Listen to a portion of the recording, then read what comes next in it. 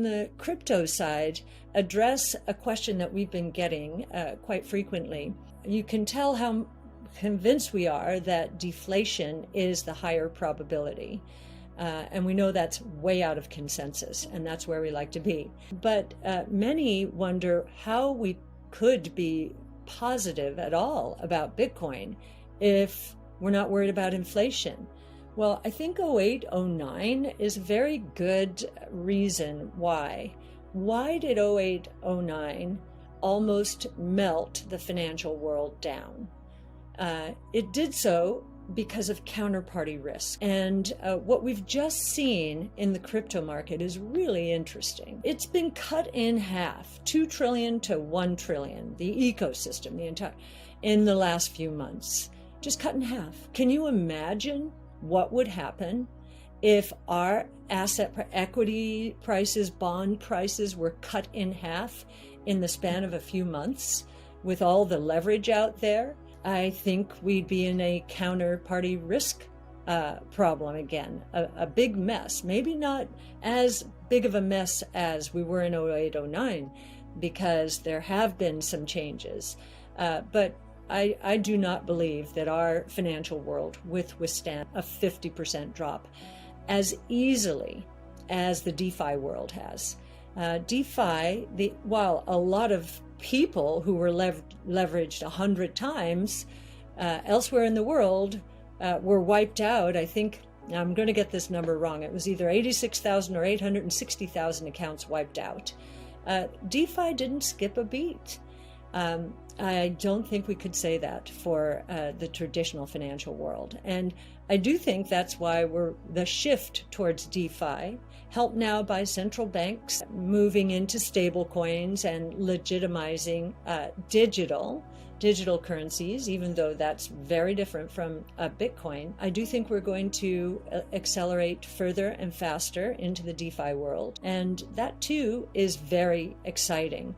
And as you know, if Bitcoin's price on a trend basis, remember, we're still a triple since last September. We may have been cut in half, but we were still a triple since last. And if the price continues to move up, what does that mean? That means increased purchasing power, which is what deflation is. So very consistent with our view of the world. Just to talk about a few other disconnects here, we also learned that in May, disposable personal income dropped 2% month to month, again, mostly because of stimulus checks having been sent out, and that's the base against which we're comparing May. And the saving rate dropped to 12.4%.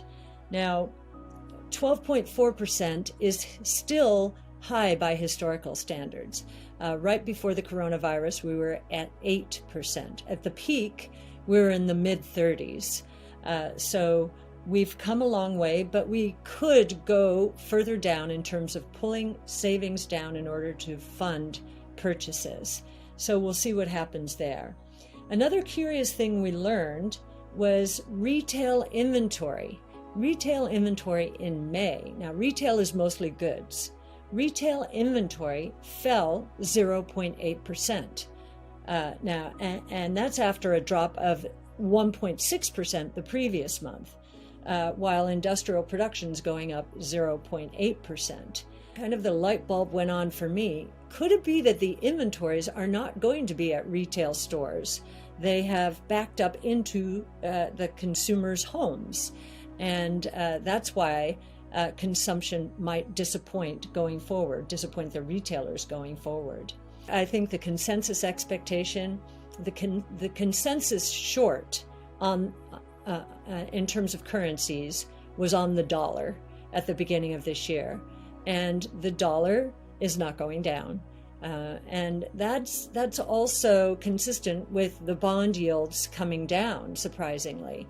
Now, it is true that our bonds are offering, even at this low rate, 1.4%, 1.43%. They're offering more than the negative yields elsewhere in the world, Germany and Japan. But that's been true. That's been true for a very long time. So at the margin, that we do not believe has made the difference.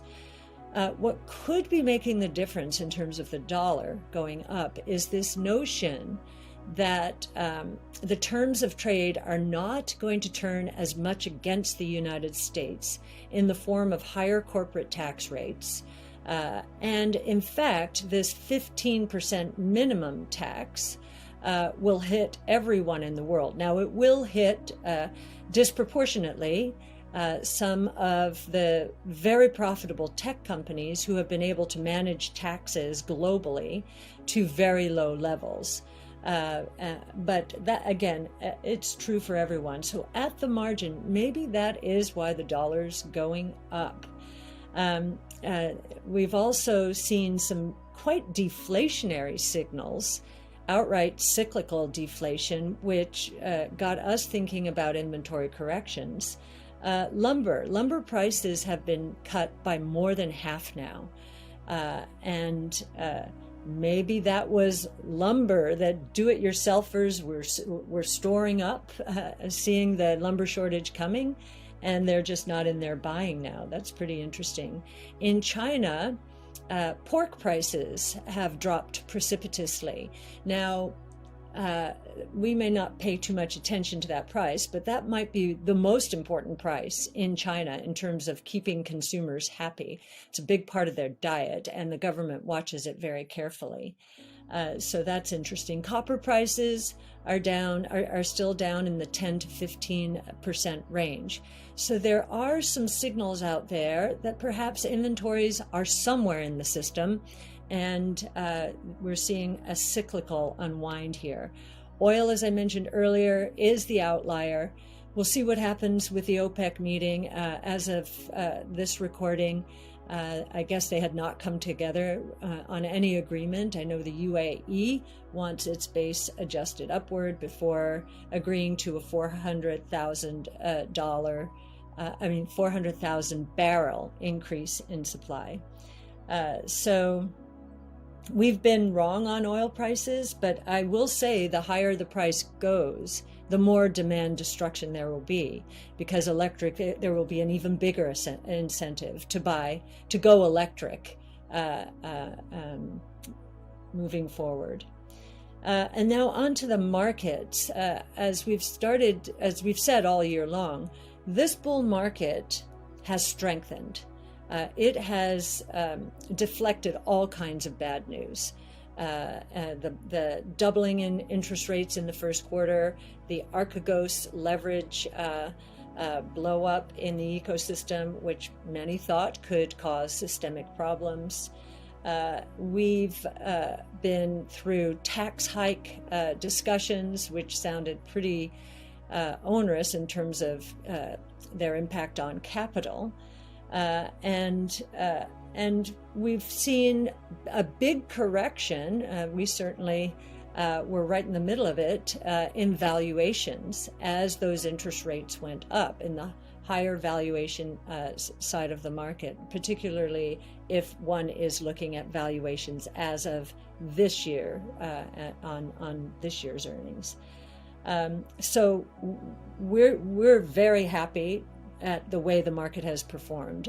It's up double digits, and we've seen now a shift, a rotation back from value as some of these prices have started to unwind, the commodity prices in particular, towards growth. But I think we're going to see toggling back and forth until some of the confusion that I'm discussing here dissipates.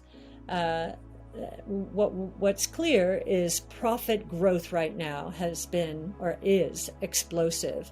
I think for the second quarter, at an annual rate, the S&P is annualizing earnings at $220. So that's roughly 20 times, really effectively trailing earnings.